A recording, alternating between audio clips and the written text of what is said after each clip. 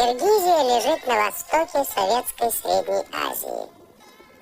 Ее природа – это высочайшие хребты Тянь-Шаня, пастбище у кромки вечных снегов, соленое озеро-море в гигантском разломе гор, цветущие долины, обогретые горячим солнцем.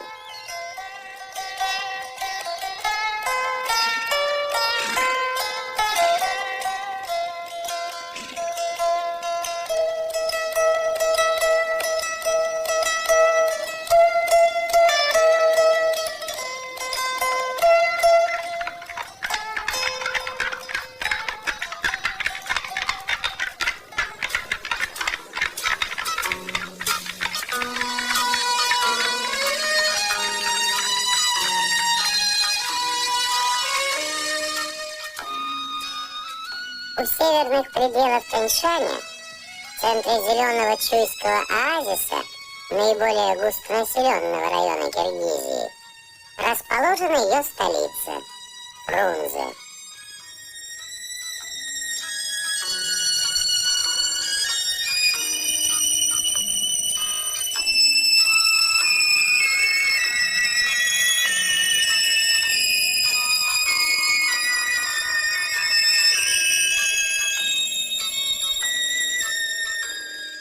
Центральная площадь города.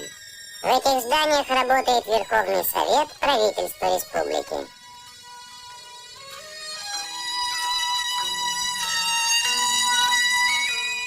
Городской совет народных депутатов.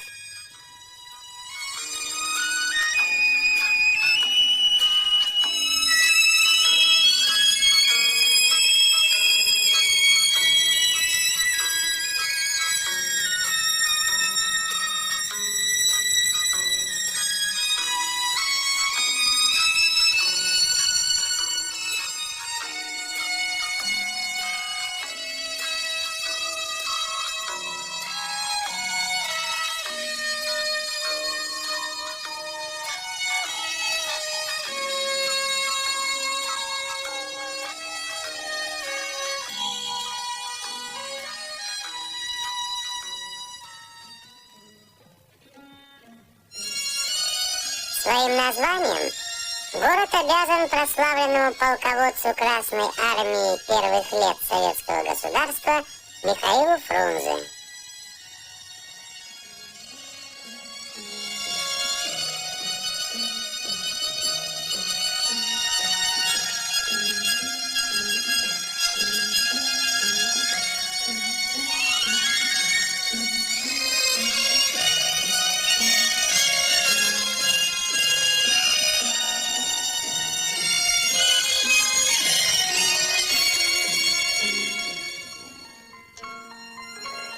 В этой глинобитной хате под камышовой крышей Фрунзе родился и провел детские годы. Теперь дом стал музейным экспонатом, и по нему можно представить себе архитектурный облик уездного городка захолустной провинции, который в то время назывался Пишпеком.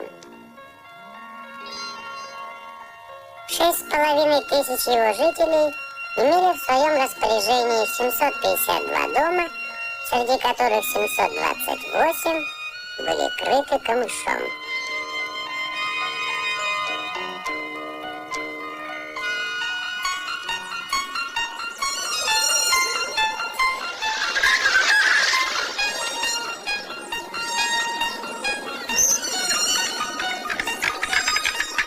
Для учебы в гимназии Михаилу Фрунзе пришлось перебраться в другой город, за пределами Киргизии. В Пишпеке имелось лишь двухклассное мужское, одноклассное женское и садоводческое училище.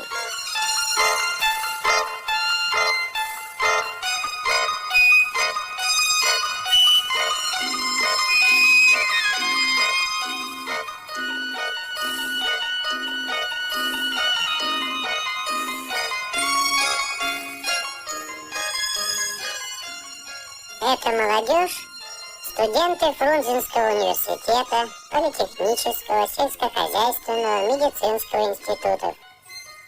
Республика имеет свою Академию наук.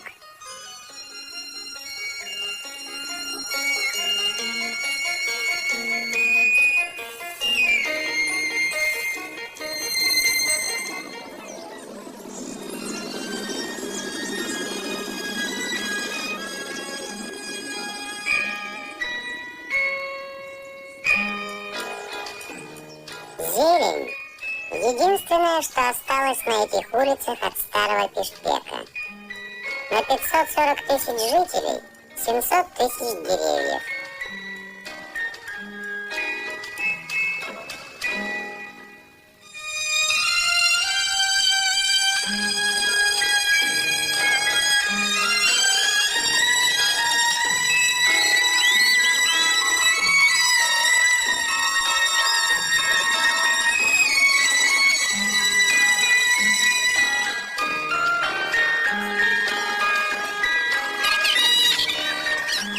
О тени для этих малышей позаботились прадедушки.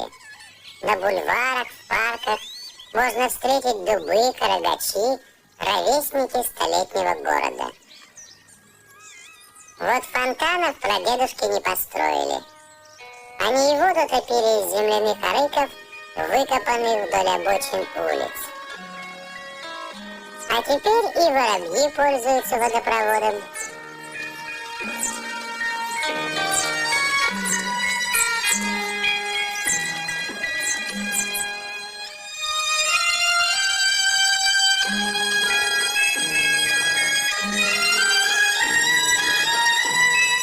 Расположенный на широте Рима, знакомый со знойным дыханием южных пустынь, Фрунзе знает, что такое жара. Но у фонтана с ледниковой водой и 40 градусов по Цельсию нипочем. Есть близ города и такой холодильник. Тоже солнце, но уже не плюс 40, а минус 2.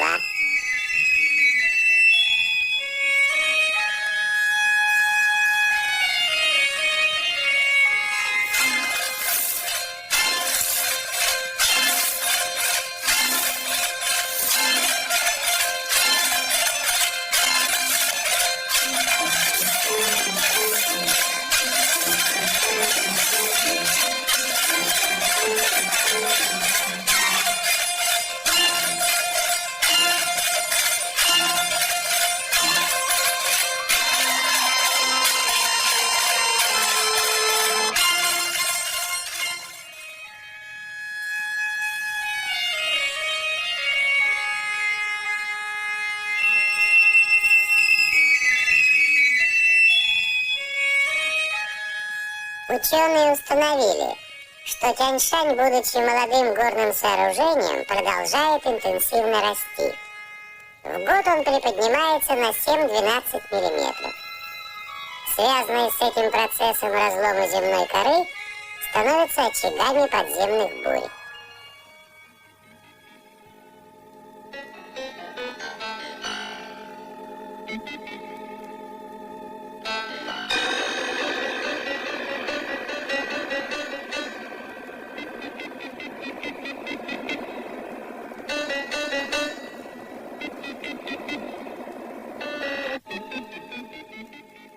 Приборы Фрунзенской сейсмостанции чуть ли не дважды в день регистрируют толчки. Правда, людьми они ощущаются гораздо реже. На всей территории Киргизии 5-7 раз в год. Во Фрунзе и того меньше.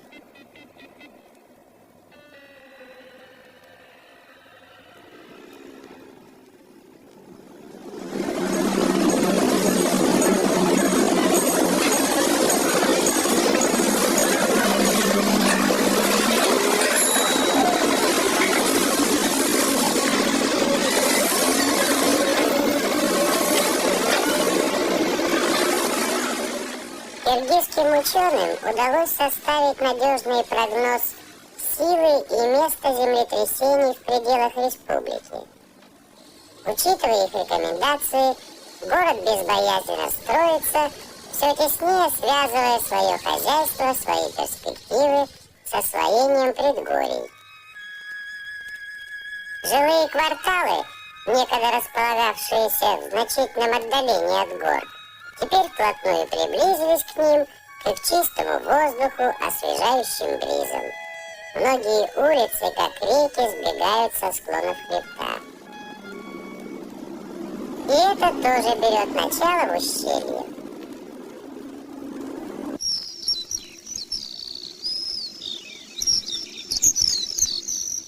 Кочевое наследие. войлочная юрта у подъезда многоэтажного дома. Это соседство означает, что у кого-то семейный праздник, и в гости приехали родственники из села.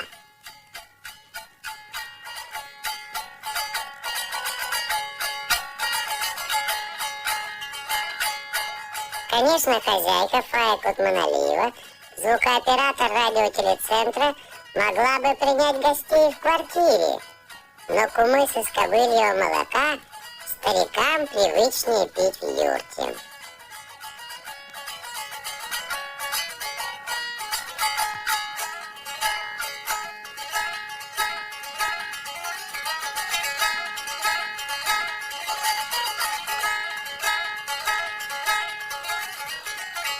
В семье Кутманалиевых 11 детей.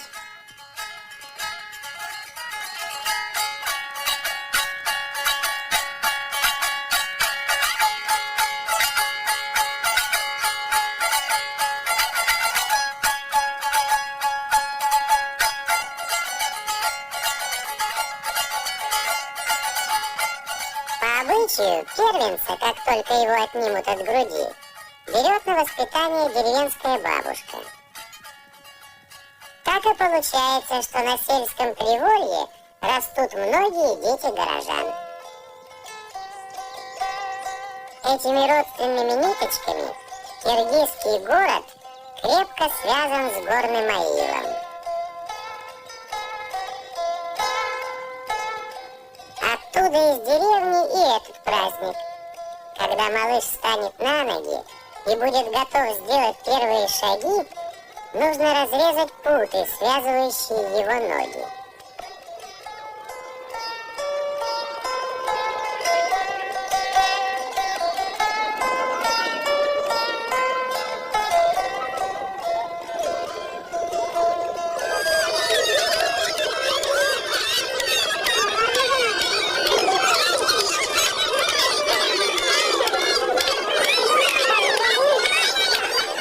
Теперь, с благословения старейшин семьи, в добрый путь по родной земле.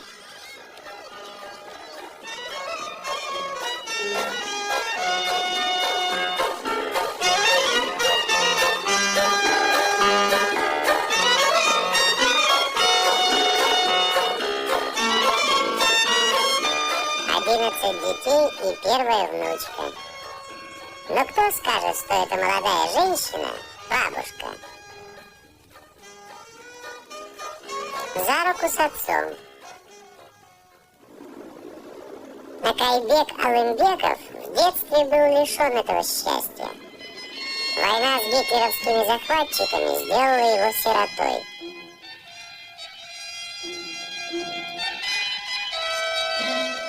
Генерал Панфилов. Вместе с ним, военным комиссаром из Фрунзе, на подступах к Москве в 1941 году насмерть стояли сыны Киргизии.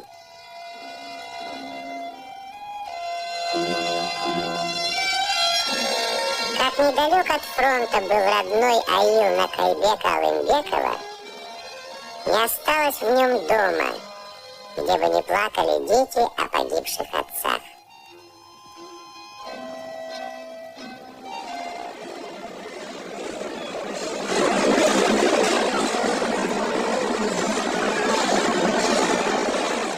Как многие дети войны, он рано пришел на завод и работает на нем по сей день.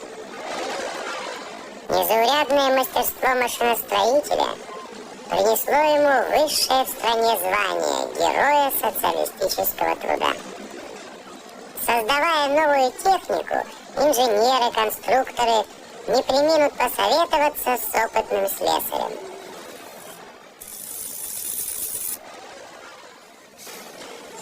Около 100 фрунзенских заводов и фабрик выпускают сегодня продукцию, которая экспортируется Советским Союзом в 50 с лишним стран. Но особая гордость фрунзенцев в том, что и сейчас машины не заглушают птиц, и утром можно проснуться от цокота конских копыт под окном.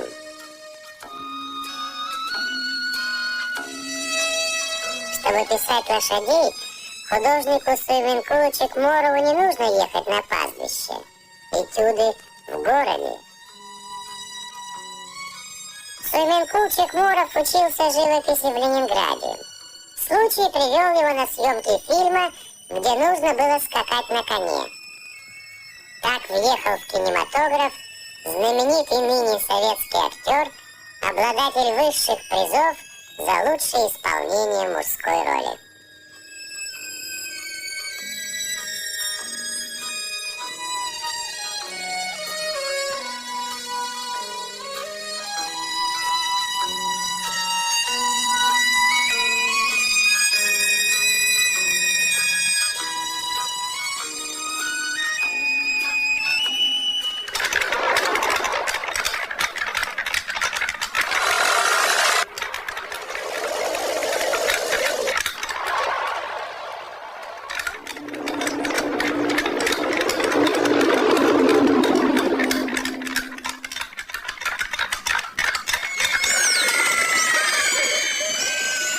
Ипподром. На скачки, на конные игры съезжаются джигиты со всей Киргизии. Кулак-картыш, чья команда завладеет трофеем, брошенным на кон козлом. Вот где можно отвести душу. Человек без коня, что птица без крыльев, считает гора.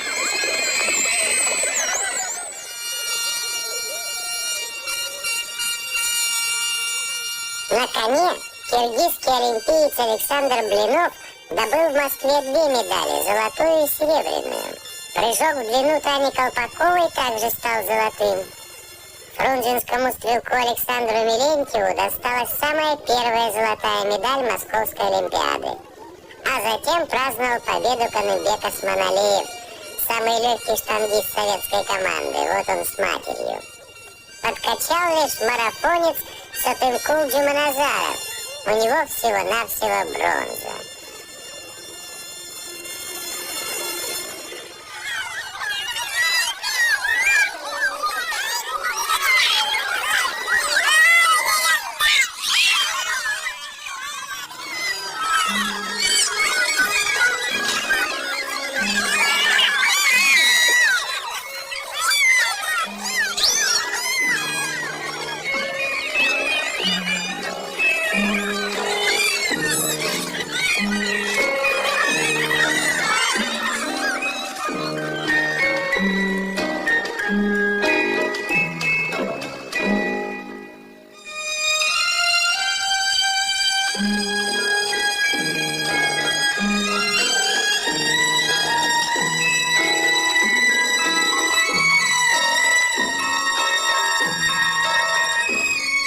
Такое 100 лет в жизни города.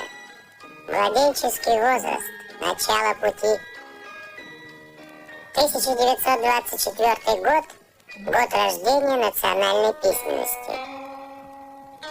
Как же сочетать это с мировым признанием литературы Чингиза Айтматова, с выходом на международный рынок промышленной продукции фрунзенских предприятий, с олимпийским золотом, наконец? Ступени поистине удивительного в своей стремительности восхождения.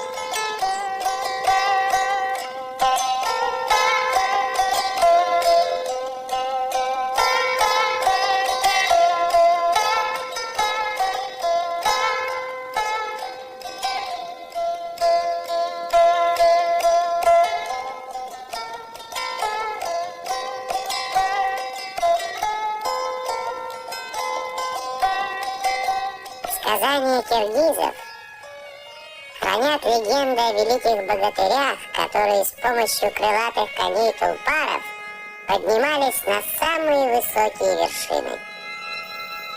Нашлись крылья и городу, подняли его вровень с горами. Теперь новые открылись вершины, и значит впереди новые восхождения.